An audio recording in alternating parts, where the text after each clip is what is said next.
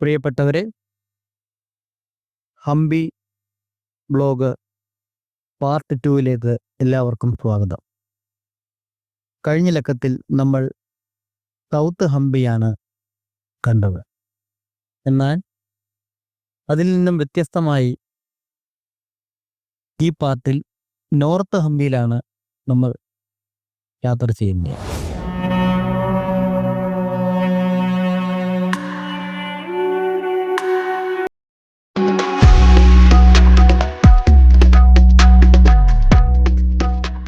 ഹംപി പ്രധാനമായും 2 ഭാഗങ്ങളായിട്ട് തിരിച്ചിട്ടുണ്ട്: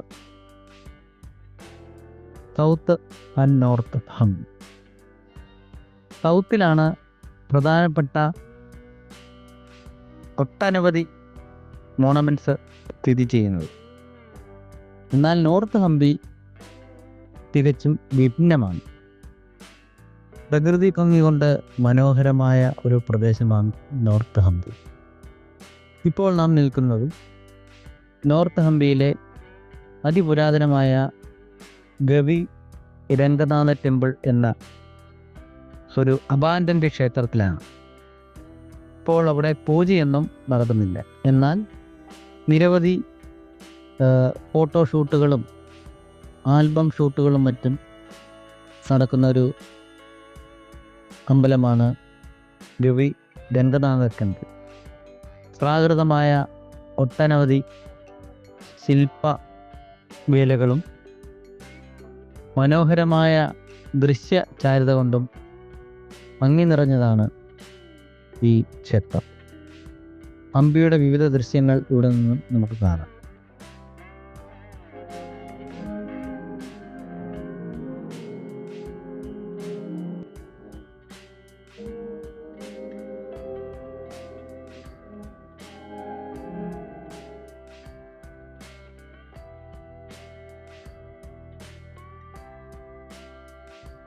ഇപ്പോൾ നാം കാണുന്നത് ഒരു അക്വഡക്റ്റാണ്.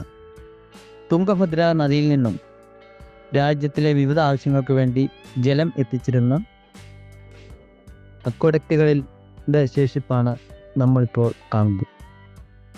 ഭീമൻ കൽത്തൂണുകൾ കൊണ്ട് ആണ് അക്വഡക്റ്റിൻ്റെ പല ഭാഗങ്ങളും നിർമ്മിച്ചിരിക്കുന്നത്. ഹംപി പ്രദേശങ്ങളിൽ തുംഗഭദ്ര നദിയിൽ നിന്നും ഇതേപോലെ ഒട്ടനവധി അക്വഡക്റ്റുകൾ നിർമ്മിച്ചാണ് ജലം വിവിധ പ്രദേശങ്ങളിൽ എത്തിച്ചിട്ടുള്ളത്. നമ്മളിപ്പോൾ ബാല ഹനുമാൻ ഹിൽസ് എന്ന കുന്നിലേക്കുള്ള ട്രക്കിംഗ് ആണ് ചെയ്യുന്നത്. അതിദുഷ്കരമായ പാറക്കെട്ടുകൾ നിറഞ്ഞ ഒരു കുന്നാണ് ബാല ഹനുമാൻ ഹിൽസ്. നമ്മൾ കാണുന്നത് പോലെ തന്നെ വന്യജീവികളടക്കം ജനവാസമില്ലാത്ത ഒരു കുന്നാണ് ബാലഹനുമാൻ ഹിൽ. രാത്രികാലങ്ങളിൽ പുലി വരെ ഇറങ്ങുന്ന പ്രദേശമാണെന്നാണ് തദ്ദേശവാസികൾ നമ്മളോട് പറഞ്ഞത്. എങ്കിലും ഒരു ചെറിയ സാഹസിക യാത്ര തന്നെയായിരുന്നു അതെന്ന് പറയാതെ പറ്റില്ല. വിരളമായി വിദേശ ടൂറിസ്റ്റുകളും തദ്ദേശീയരായ സഞ്ചാരികളും മറ്റും ഈ ഹിൽസിൻ്റെ മുകളിലേക്ക് ട്രക്കിങ് നടത്താറുണ്ടെന്നും തദ്ദേശവാസികൾ പറയുകയുണ്ടാവും. എന്തായാലും സാഹസികവും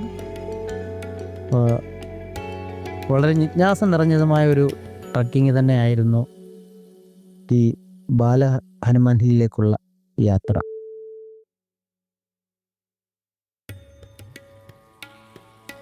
എല്ലാവരും വളരെ എൻജോയ് ചെയ്ത് നടത്തിയൊരു ട്രക്കിംഗ് ആയിരുന്നു ബാല ഹനുമാൻ ഹില്ലിലേക്ക് ഉള്ളത്.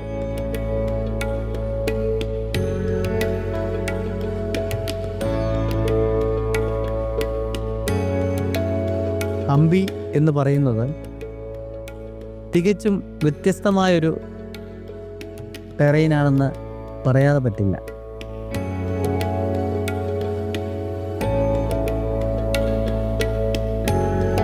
1400 കാലഘട്ടങ്ങളിൽ കൃഷ്ണദേവരായർ 20 കൊല്ലത്തോളം ഭരിച്ച, അതിനുശേഷവും മുമ്പും വ്യത്യസ്തരായ രാജാക്കന്മാർ ഭരിച്ച ഹംപി എന്ന മനോഹരമായ പ്രദേശം നമ്മളൊരു കാണേണ്ട കാഴ്ച തന്നെയാണ്.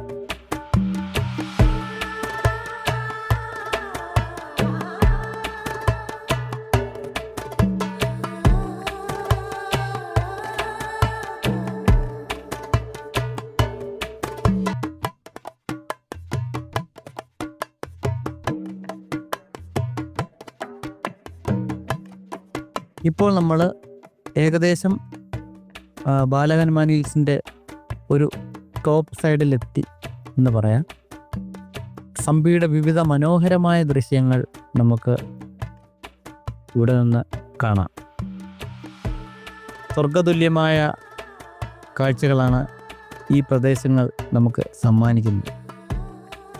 നല്ല കാലാവസ്ഥയും സൺസെറ്റും എല്ലാം കൂടി അനിർവചനീയമായൊരു ഒരു ഒരു സന്തോഷമാണ് നമുക്ക് തരുന്നതെന്ന് പറയാതെ വയ്യ. ഞാനും ഹംപിയെ പറ്റിയുള്ള അഭിപ്രായങ്ങളൊക്കെ പറയുകയാണ്.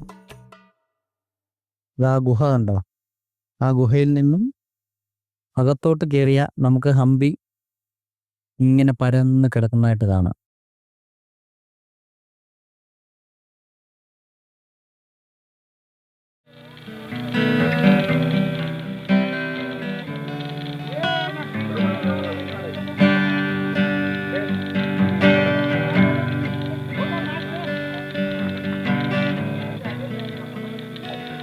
വിദേശ ടൂറിസ്റ്റുകളൊക്കെ അവിടെ ഗിറ്റാർ, നിങ്ങളയിലുണ്ടായിരുന്ന ഗിറ്റാർ എടുത്ത് വെച്ച് വായിക്കുകയാണ്. അതിൻ്റെ സ്ട്രൈക്കർ അതിൻ്റെ ഉള്ളിൽ പോയെന്ന് തോന്നുന്നു. അതെടുക്കാൻ ശ്രമത്തിനാണ് പുള്ളിക്കാരി.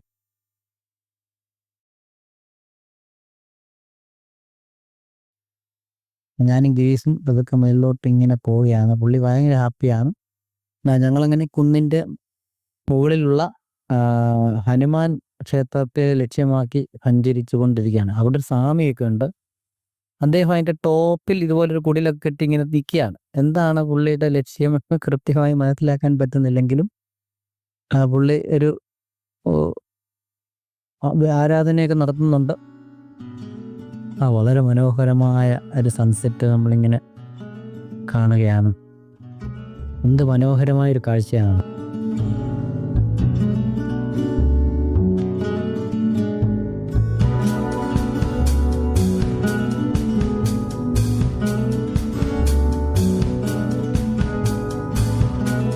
നീണ്ടു കിടക്കുന്ന ഹംപിയുടെ വിവിധ ഭൂപ്രകൃതി നമുക്ക് ഇതിനെ ദർശിക്കാൻ കഴിയുന്നു. സൺസെറ്റ്, കള്ളിമുൾ ചെടികൾ, ഇവയെല്ലാം നമുക്ക്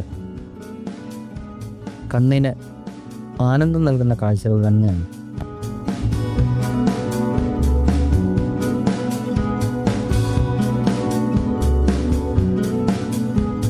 നോർത്ത് ഹംപി എന്ന് പറയുന്നത് ശരിക്കും പറഞ്ഞാൽ ഒരു വ്യത്യസ്തമായ പ്രദേശമാണ്. അവിടെയും മോണമെൻസുകൾ ഉണ്ട് എന്ന് പറഞ്ഞാൽ തന്നെയും മോണമെൻസുകളോടൊപ്പം തന്നെ ഇത്തരം വ്യത്യസ്തമായ പ്രകൃതി ദൃശ്യങ്ങൾ നമുക്കവിടെ കാണാൻ കഴിയും. നിരവധി റിസർവ് ഫോറസ്റ്റുകളും ലേക്കുകളും കൊണ്ട് സമ്പന്നമാണ് നോർത്ത് ഹംപി. അടുത്ത വീഡിയോയിൽ നമ്മൾ നേരെ പോകുന്ന സനാപ്പൂർ ലേക്കിലേക്കും ഹംപിയിലെ ഗ്രാമക്കാഴ്ചകളിലേക്കുമൊക്കെയാണ്. ഇത് നമ്മുടെ ബാലഹനുമാൻ ഹിൽസ് അത്രയധികം കാഴ്ചകൾ കാണാനുള്ളത് കൊണ്ട് തന്നെ ഈ എപ്പിസോഡിൽ നമ്മൾ ബാലഹനുമാൻ ഹില്ലാണ് പ്രധാനമായും നമ്മൾ കാണിക്കുന്നത്. കാരണം അത്ര മനോഹരമായ കാഴ്ചയാണ് ബാലഹനുമാൻ ഹിൽ നമുക്ക് തരുന്നത്.